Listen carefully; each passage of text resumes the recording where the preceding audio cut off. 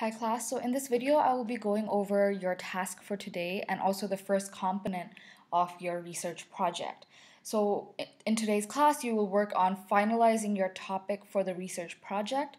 Again, there are several options that you can have, including mental health, addiction, bullying, social relationships, intimate relationships, relationship with parents, all sorts of topics that you can use to investigate the influence of digital technology on that topic. Okay, so you will finalize your topic. I don't want you to take too much time deciding that. I will put up a question on the group chat and you will answer with your finalized topic on that. Okay, again, please do not take the rest of class to decide just your topic because I want you to use this time to start working on your interview questions and script. So after you have chosen your topic, you will start working on your interview questions and a script, and this will be due on the 21st of March, which is the end of this week. In all honesty, you could actually come up with these questions by the end of class today.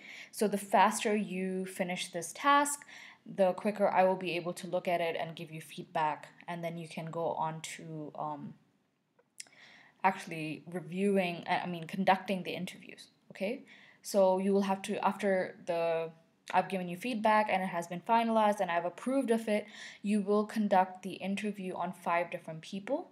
Okay, and you will record these, either visually or audio record these sessions or these interviews with 5 different people from school. Okay, preferably not from class. SLs could be potential participants, but I would recommend it to be otherwise. Okay. So with the interview script requirements, I need you to ask or come up with, develop 6 to 8 relevant interview questions in relation to your topic. So if you're looking at the effect of digital technology on depression, I don't want you to be asking about anxiety. Okay, so it has to be relevant questions, and that is one of the criterias. So the second criteria is that it has to be a combination of close-ended and open-ended questions. Okay, close-ended would be questions that would result in a one-word or two-word answer, and open-ended question would be more descriptive and a little more lengthy. So it has to be a very good combination of close and open-ended questions. So apart from the questions, you're going to have a script for standardized instructions. Okay, standardized instructions is what you will basically tell your participants before you ask them the 6 to 8 questions. This will explain the purpose of your interview, one of which is this is a school class project, and then the other being you want to investigate the role of digital technology on relationships. Okay, and you will obviously bring about discussion or explanation of the ethical considerations that are relevant to your interview. The most important one, which is a baseline, if you don't get consent from them, then I will not consider that interview valid. Okay, so the minimum expectation is for you to say, are you willing to be a part of this experiment? Okay, and it can be a verbal consent form, consent that they give, and that's okay. But there are other ethical considerations that I want you to include in this standardized instructions, and that is the other criteria that I'm looking for. Finally, after you've asked the 6 to 8 questions, you will have a debriefing note. And you've already practiced writing a debriefing before, but for this one, it's actually going to be far simpler than the previous one because you will not have to explain your results as you've just gone over the interview with them.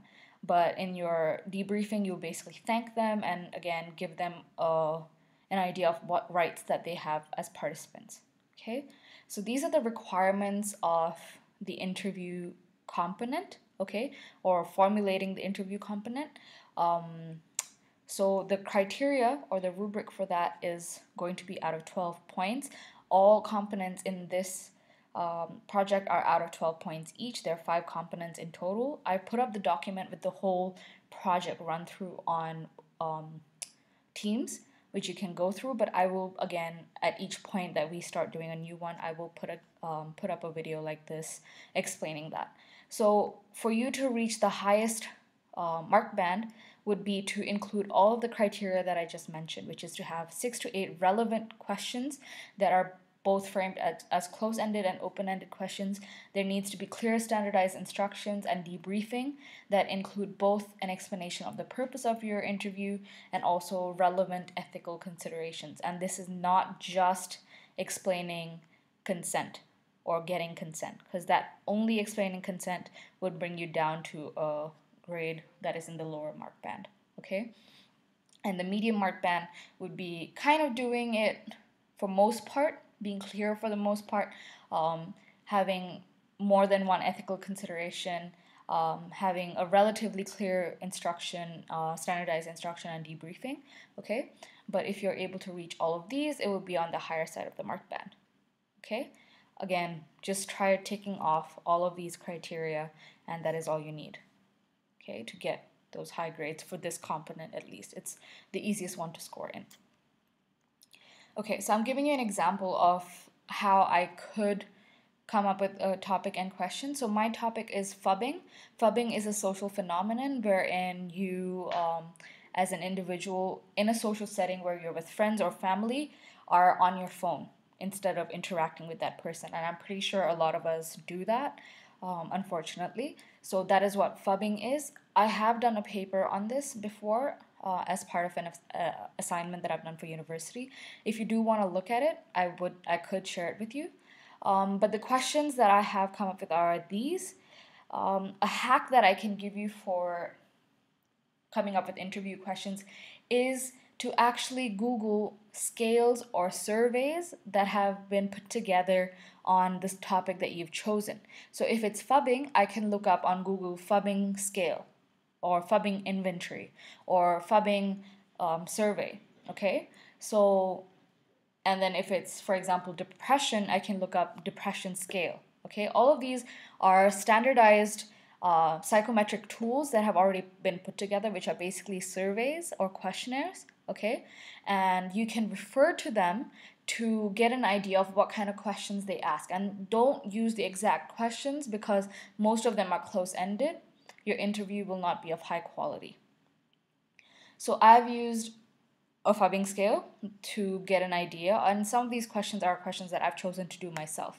Okay, so I would recommend that the first 2 to 3 questions are not too straight up, okay, or too direct, and that you start warming up in the first few questions so that you don't feel too interrogative or the participant doesn't feel attacked, okay?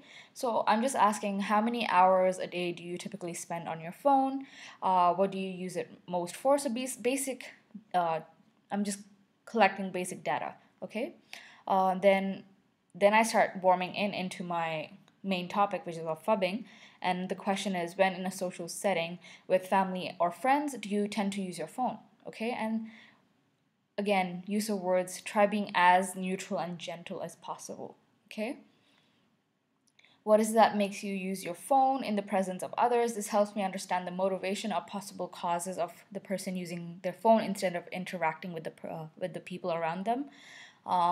Could you describe the worst case scenario? Again, you can understand the fear of, if there is a fear of what would happen if there was no use of phone during that time, okay? How do you feel when you're out with a friend and he or she is constantly using their phone? So putting the person in the in the other side, basically, how would they feel if someone else did that to them? Is it normal for them, or would they even feel distressed or angry if their friend was phubbing them? Right? Some of them might not even feel like bad because it's such a normal phenomenon, okay? So that would give me an idea of, is this normal behavior? Is this normal socializing behavior? Then I would go on to, how do you respond if a friend or family asked you to get off your phone? I think this is pretty common. What would happen, or how would that person react if they were told to do that in a social setting? So I think that would again help you understand the extent to which this might be a problem behavior. If they get really angry, then you know that's a red flag, okay? And the final question, I could end off with like a close-ended question that isn't too provoking, okay? So it could be, how often are you asked by friends or family to get off your phone? So I guess that could be a way to end the interview. It's crisp and it ends.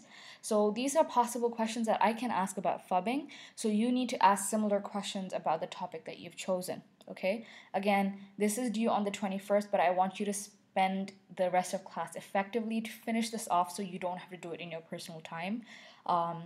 Again, once you've done it, send it to me. I don't think I could put up a manage back link. I think I'll do that.